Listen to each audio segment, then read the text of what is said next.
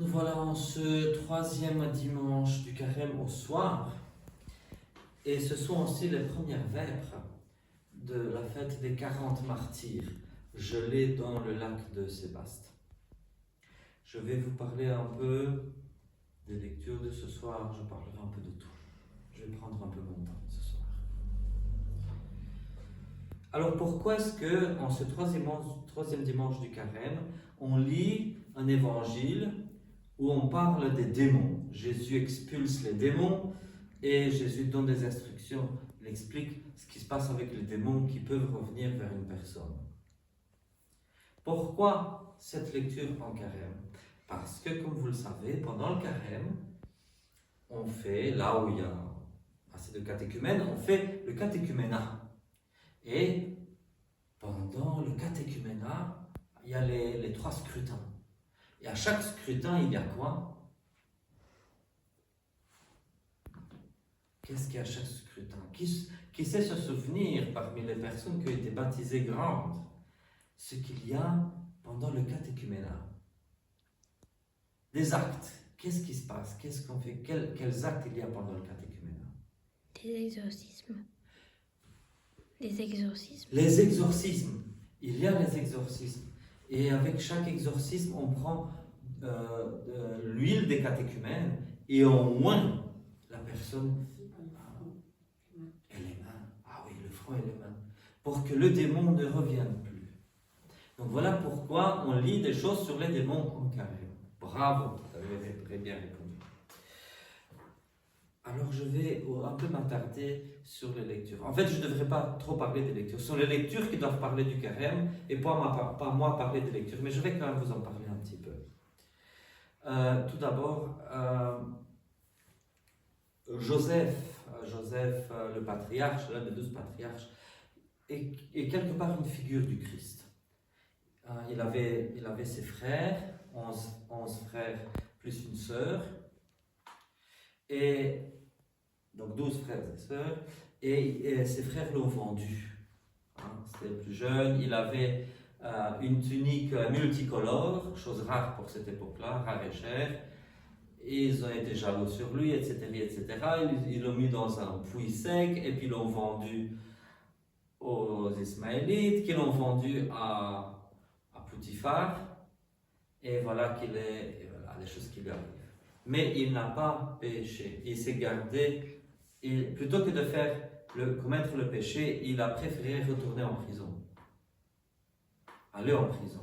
Il va en prison. Mais après, ça, en fait, son sort va s'améliorer, parce qu'après, ça va devenir un grand gouverneur de l'Égypte. Donc, il est important souvent, quand les choses pas sympas nous arrivent, de rester droit dans nos bottes et de ne pas céder aux tentations, même si ça nous semble qu'en cédant aux tentations, ça ira mieux. En fait, non, ça n'ira pas mieux. Voilà, c'est ça que je voulais dire. Mais je vais revenir sur une chose parce que j'ai un sujet, je ne devrais pas, je sais, je m'excuse à l'avance, je ne devrais pas, mais je n'ai pas d'autre occasion. Et je voudrais quand même parler un peu d'une chose dont parle l'évangile d'aujourd'hui, qui est le blasphème contre le Saint-Esprit.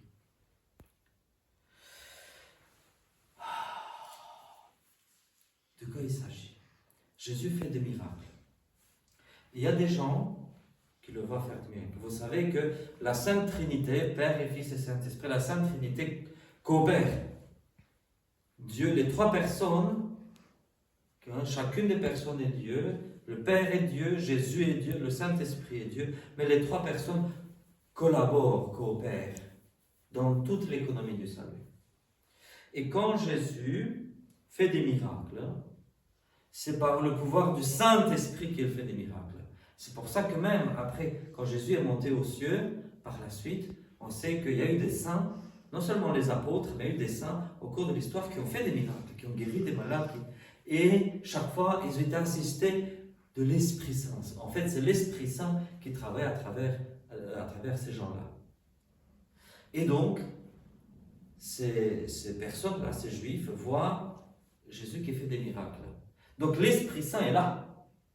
L'Esprit Saint est à l'œuvre. Et qu'est-ce qu'ils disent à Jésus? Tu fais des miracles par Satan. Donc en gros, dans leur imagination tordue, ils remplacent l'Esprit Saint par Satan. Ils crachent au visage de l'Esprit Saint. Et c'est pour ça que Jésus, qu'est-ce qu'il répond? Il dit, tous les blasphèmes que les humains pourront proférer leur seront pardonnés. Mais si quelqu'un blasphème contre l'Esprit Saint, si quelqu'un crache au visage de l'Esprit Saint, pour cela, il n'y a plus de rémission. Ni en cette vie, ni en la vie future. Peu. Qu'est-ce que le blasphème contre l'Esprit Saint de nos jours?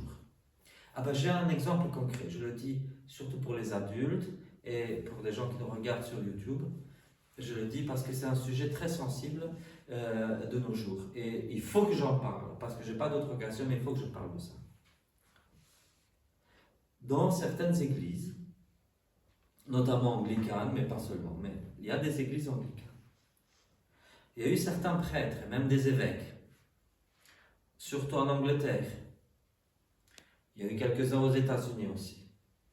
Mais surtout en Angleterre. Il y a eu des évêques, un bon nombre d'évêques, un bon nombre de prêtres anglicans qui ont décidé de se rejoindre au pape de Rome, à l'évêque de Rome. Parce que dans leur évolution théologique, je veux dire involution, dans leur folie, ils ont cru que quand Jésus dit « Tu es Pierre et sur cette pierre je bâtirai une église », ils ont cru dans leurs imaginations que ce verset-là parlerait du pape de Rome. Alors que nous savons qu'il n'en est rien. Nous qui avons lu Saint Ignace d'Antioche, n'est-ce pas? Nous savons que « Tu es Pierre et sur cette pierre je bâtirai une église » parle de chaque évêque et que ça ne parle pas du pape de Rome. Mais enfin, il se fait que ces prêtres-là et ces évêques-là, dans leur folie, ils ont dit, ça parle du pape de Rome et nous devons nous soumettre au pape de Rome. Bon. Jusque-là, c'est juste de la folie. Et c'est là que commence la chose intéressante. Le pape de Rome, ou leur délégué, les a réordonnés diacres, prêtres et évêques. Et réordonner une personne qui a été validement ordonnée, c'est un péché contre le Saint-Esprit. Pourquoi? Parce que moi j'étais ordonné diacre, c'était en 2010, je vais fêter 16 ans depuis que j'étais ordonné diacre le 14 mars. Dans une semaine, je peux fêter. Il y a 16 ans, l'évêque, à l'époque, dont je dépendais à l'époque, Monseigneur André, m'a imposé les mains, il a invoqué l'Esprit Saint sur moi. Et Monseigneur André, qui m'a ordonné évêque, lui aussi il avait été sacré par un évêque, qui à son tour a été sacré par un évêque, et ainsi de suite jusqu'aux apôtres. Donc le Saint-Esprit se transmettait dans le sacrement de l'ordination d'une main à l'autre, d'une main à une tête. Après, Monseigneur Laurent, Monseigneur Laurent, que certains connaissent, Monseigneur Laurent, il est venu à Saint-Servais. Et lui aussi m'a imposé les mains pour m'ordonner prêtre. Voilà. Et Monseigneur Laurent, il y a eu quelqu'un d'autre, Monseigneur Gianni, qui l'a ordonné évêque. Et ainsi de suite. Tous les évêques, tous les prêtres, tous les diacres ont reçu l'Esprit Saint. Alors, il faut savoir qu'on reçoit l'Esprit Saint une première fois dans le sacrement de la confirmation. Certains disent même qu'au baptême. Au baptême, on est baptisé au nom du Père et du Fils et du Saint-Esprit. Donc déjà, l'Esprit Saint est invoqué sur nous à ce moment-là. Mais c'est principalement, pour ceux d'entre vous qui avez été confirmés étant grands, l'évêque ou le prêtre sont délégués la main sur nous et nous met le Saint Crème, qui était consacré par l'évêque, et nous recevons l'Esprit Saint. Mais quand quelqu'un est ordonné diacre, prêtre ou évêque, on reçoit à nouveau l'Esprit Saint, mais d'une manière différente, d'une intensité différente, en vue d'une autre chose. Quand on reçoit la confirmation, c'est pour être fort dans la foi et garder la foi. Quand on reçoit au diaconat, à la prêtrise et à l'épiscopat, c'est en vue du ministère de la parole et de l'autel et de la gouvernance dans l'Église. Et c'est d'une autre manière, c'est d'une autre intensité, pas d'une autre nature, l'Esprit Saint reste le même, mais d'une intensité différente. Et si je peux donner un exemple, à l'école primaire, on apprend des maths, et il y a certaines personnes qui, à l'université, apprennent des maths aussi. C'est pas que les maths soient d'une autre nature, mais c'est d'une intensité différente, parce que c'est dans des buts différents. Hein, quand on apprend les maths à l'école primaire, c'est pour savoir se démerder dans la vie. Quand on apprend des maths à l'université, c'est pour pouvoir soi-même enseigner à d'autres personnes les maths. Enfin bref, ou faire de l'informatique ou autre chose. Mais, donc voilà, quand on reçoit la confirmation, c'est pour une chose, mais quand on est ordonné évêque, prêtre, diacre, c'est encore d'une autre intensité. Mais alors, quand le pape de Rome, ou son délégué, prend ces personnes-là, qui sont déjà évêques, prêtres, diacres, il les prend et il dit, je vais te donner encore l'Esprit Saint. Et qu'est-ce qu'il dit? Tout ce que tu as fait jusqu'à présent n'est pas valide. Toutes les messes que tu as célébrées ne sont pas valides. Toutes les confirmations que tu as données ne sont pas valides. Tout ce que tu as fait n'est pas valide. Rien de ce que tu as fait n'est valide. Ah! C'est un blasphème contre l'Esprit Saint. C'est un blasphème. C'est un blasphème parce que ces personnes ont été ordonnées. Et l'Eucharistie qu'elles ont consacrée, elle est valide. Et les confirmations que ces personnes ont données sont valides. Et ce sont des évêques qui ont eux-mêmes ordonné des prêtres, c'est valide. Et s'ils sont évêques, ils ont eux-mêmes sacré d'autres évêques, c'est valide. C'est valide, c'est valide, c'est valide, c'est valide. Et quand le pape de Rome ou son délégué ose dire que rien de tout cela n'est valide, encore, qu'ils disent ce qu'ils veulent, mais que des personnes qui elles-mêmes ont été, que quelqu'un qui a été évêque dans sa vie, il arrive à la retraite, et après ça, il accepte, il signe la déclaration de quelqu'un qui dit que tout ce que tu as fait est invalide. Et il signe, donc il dit que une personne qui elle-même dit que tout ce qu'elle a fait est invalide. C'est un blasphème contre le Saint-Esprit. Alors ces personnes qui ont été réordonnées, chaque fois qu'elles vont à l'autel pour célébrer la messe, c'est un sacrilège. C'est un sacrilège. Ils accumulent péché sur péché sur péché sur péché, sacrilège sur sacrilège. Parce qu'en définitive, il n'y a aucune différence entre un sataniste qui entre dans l'église, vole une hostie dans le tabernacle et urine dessus. Il y a des choses comme ça. Ou une personne qui se fait réordonner, qui blasphème contre le Saint-Esprit et qui ose après retourner à l'autel et reconsacrer l'Eucharistie.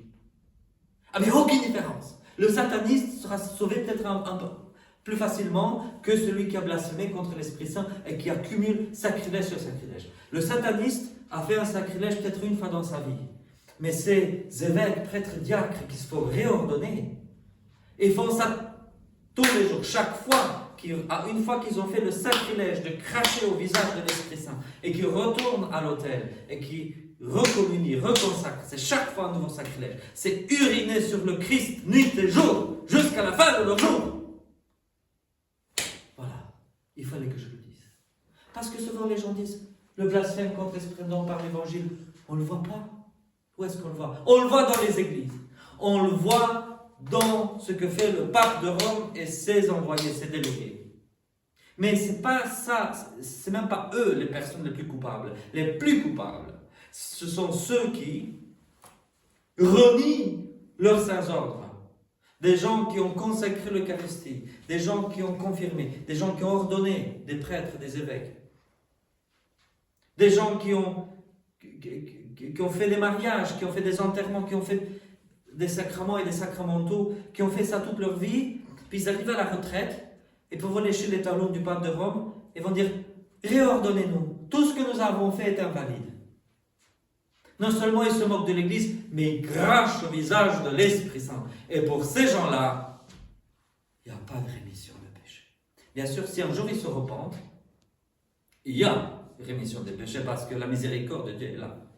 S'ils se repentent, quand ils se repentent, ce qu'il faut faire, c'est de leur dire, ok, d'accord, tu te repens, c'est très bien. Tu vas devenir un pénitent. Pendant 40 jours, tu vas aller à l'église, à genoux dans le narthex, parce que tu es un catéchumène. Tu es pire qu'un catéchumène. Parce que tu as renié l'Esprit Saint. Donc tu tiens à genoux pendant 40 jours, tu jeûnes. Et le jeudi saint, On va t'introduire au baptistère. On ne va pas te rebaptiser, on n'est pas aussi con que toi. On ne va pas te rebaptiser. Mais là, on va te donner l'absolution générale. On va l'absolution pour tous tes sacrilèges. Et après ça, tu pourras retourner communier. Mais encore confier la prêtrise à ces gens-là, plus jamais. Même si leurs crimes arrivent à être lavés par l'absolution, le jeudi saint, ces gens-là, il ne faut plus jamais les admettre à l'autel, parce qu'ils ont profané l'autel. Ils ont profané l'autel. C'est comme s'ils avaient uriné sur l'autel. Ces gens-là, non. Hein? Non, c'est plus jamais. Ces gens-là, il ne faut plus jamais les admettre, ok, qui restent laïcs dans l'Église, mais voilà. Mais il y a la rémission des péchés. Et si certaines de ces personnes-là qui sont fait réordonner nous regardent sur YouTube, je vous dis, repentez-vous, parce que sinon, pour vous, il n'y a aucun pardon. Pour vous, si vous ne repentez pas, vous êtes pire que les pires de la terre. Et dans ce cas-là, il n'y a aucune rémission. Ce n'est pas moi qui le dis, c'est Jésus qui le dit dans l'Évangile. Ceux qui auront blasphémé contre ce peuple, pour eux, il n'y a aucune rémission, ni dans ce monde, ni dans le monde futur. Je vais terminer par la fête des 40 martyrs. C'est une fête, ce n'est pas une grande fête, mais c'est une fête qui est symbolique. Pourquoi? Parce qu'il y a combien de jours dans le carême? 40. Et eux, ils sont 40 martyrs. Et donc leur fête tombe en carême. C'est comme pour dire faire un clin d'œil. Voilà. Donc, peut-être qu'ils n'étaient pas 40, peut-être qu'ils étaient 39, peut-être qu'ils étaient 38, peut-être qu'ils étaient 43, mais, parce qu'on n'a pas leur prénom, hein, pour dire, mais c'était environ 40. Et on dit les 40 martyrs, parce qu'il y a 40 jours en carême. Et les martyrs doivent nous inciter, nous aussi. Si un jour il y a une persécution, nous devons résister jusqu'au martyr et pas rejeter le Christ juste parce que c'est la solution la plus convenable pour le moment.